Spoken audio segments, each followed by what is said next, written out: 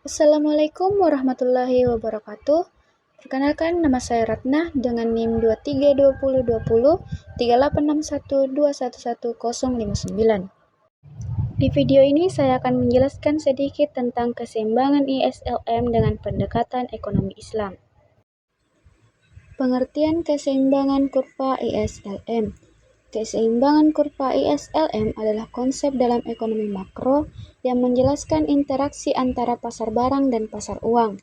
Kurva ISLM digunakan untuk menganalisis kebijakan moneter dan fiskal. Adapun definisi kurva, pertama itu kurva IS atau investment saving, menggambarkan keseimbangan antara investasi dan tabungan.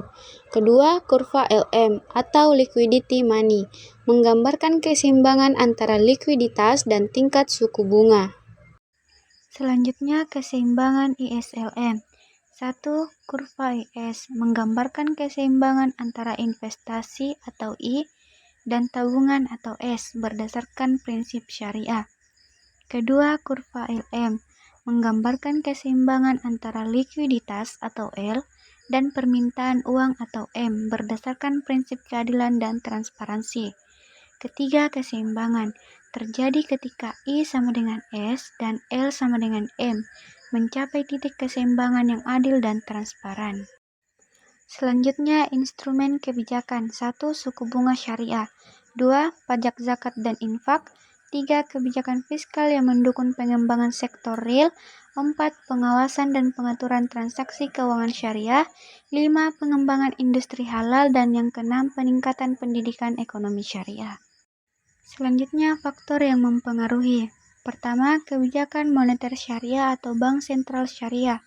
Kedua, kebijakan fiskal yang adil dan transparan.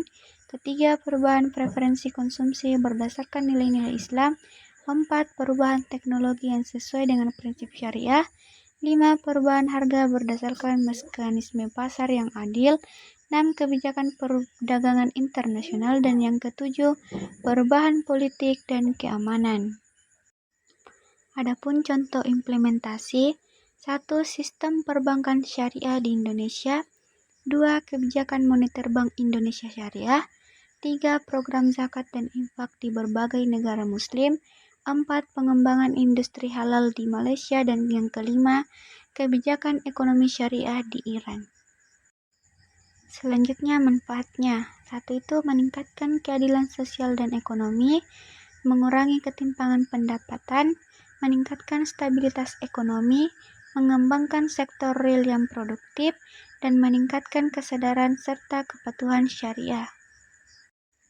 Adapun tantangannya, pertama itu integrasi sistem ekonomi syariah dengan sistem ekonomi global. Kedua, mengatasi ketimpangan pendapatan dan kemiskinan. Ketiga, meningkatkan kesadaran dan kepatuhan syariah. 4. Mengembangkan infrastruktur ekonomi syariah. Dan yang kelima, menghadapi perubahan politik dan ekonomi global. Baik, itulah tadi sedikit materi yang sempat saya sampaikan. Thanks for watching dan Assalamualaikum warahmatullahi wabarakatuh.